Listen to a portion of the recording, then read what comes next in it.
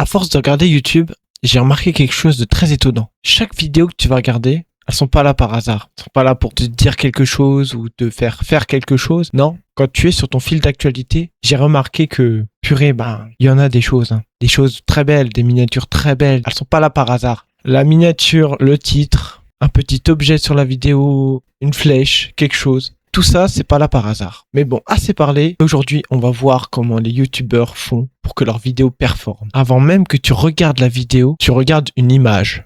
Elle est rarement là par hasard. Elle est là pour te faire cliquer. Elle est là pour te prendre tout ce que tu as de plus précieux, c'est-à-dire tes sentiments. Elle veut te donner une sensation ou un sentiment pour pas que tu passes à une autre vidéo. Souvent, c'est soit un visage choqué, intrigué, apeuré ou peu importe. Tout le monde, on peut faire n'importe quoi. Mais une bonne miniature, c'est souvent pas la plus belle des miniatures. Ça peut être la plus simple, comme la plus compliquée, mais souvent c'est la plus simple qui arrive. Maintenant, passons au titre. Le titre, il ne dit pas tout. Il donne assez pour que ton cerveau puisse combler le trou. C'est le petit manque là qu'il y a dans ta tête. C'est pour ça. Il est pas là du tout par hasard. Il est là pour te manipuler entre guillemets, mais il est là pour te manipuler, que tu te dises j'ai comblé le trou mais c'est pas assez, je veux en savoir plus, je veux savoir. Au lieu de te dire clairement ce qui s'est passé, on va te dire par exemple, il a fait la pire erreur de sa vie ou je ne pensais pas que ça allait finir comme ça. Les youtubeurs ne vendent pas une information. Ils vendent une information que tu as envie de résoudre. Tu sais pas quoi mettre dans ta vaisselle, tu sais pas quoi mettre dans ton plat. Il est là pour t'aider en fait. Mais en te posant des lapins. Si une vidéo te fait ressentir quelque chose tout de suite, elle a plus de chances de fonctionner. La peur, le choc, le drama, l'interdit, l'humiliation, la réussite est extrême. Ce sont des émotions qui marquent. Parce que qu'entre une vidéo normale et une vidéo qui te fait dire « Attends, quoi? J'ai loupé un truc là. J'ai pas vu ça. Faut que je regarde. Ça va être génial. » Ton cerveau choisit souvent la deuxième. Parce que ton cerveau choisit à savoir.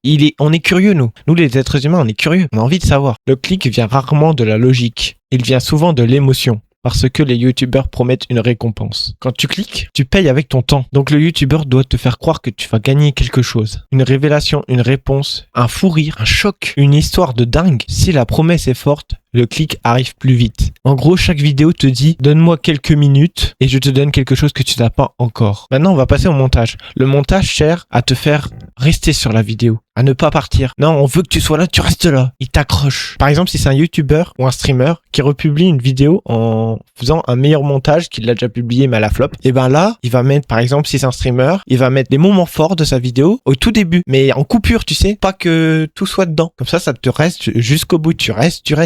Les 3 minutes ou les 10 premières secondes sont souvent les plus travaillées. Parce que c'est là que tout se joue. C'est pas du mensonge en soi. C'est pas, il va pas te vendre du rêve ou je sais pas quoi. C'est juste une stratégie. Le problème, c'est pas que les youtubeurs te manipulent. C'est que la plateforme exige que tu gardes l'attention et que tu attires l'attention. Donc au bout d'un moment, même les youtubeurs honnêtes finissent par apprendre les codes. Parce qu'ils voient que ça marche pas, ça ne fonctionne pas. Donc ils changent de stratégie parce que de toute façon si tu veux être sur le monde des réseaux sociaux, c'est comme ça. Pas forcément qu'ils veulent tromper les gens, mais parce qu'ils veulent survivre sur le YouTube game. Le vrai danger, quand la promesse dépasse le contenu, le moment où ça devient mauvais, c'est quand la miniature vend quelque chose que la vidéo ne vend pas. C'est-à-dire un savoir, par exemple si c'est pour une recette, si c'est pour apprendre à bricoler. Ou même un jeu vidéo, un choc que tu as ressenti lors de la miniature, s'il n'y est pas dans la vidéo, le contenu est mort. Car un bon clic, c'est la promesse d'une tenue. Un mauvais clic, c'est un piège. Donc oui, les youtubeurs utilisent des techniques pour te faire cliquer. Mais le problème, ce n'est pas juste eux. C'est aussi la plateforme, la concurrence et le fait qu'aujourd'hui, si tu n'attires pas l'attention, tu meurs. Sur YouTube, comme TikTok, comme Instagram, c'est la même chose. Si tu as appris quelque chose dans cette vidéo, n'hésite pas à t'abonner. Si tu n'as rien appris, excuse-moi d'avance.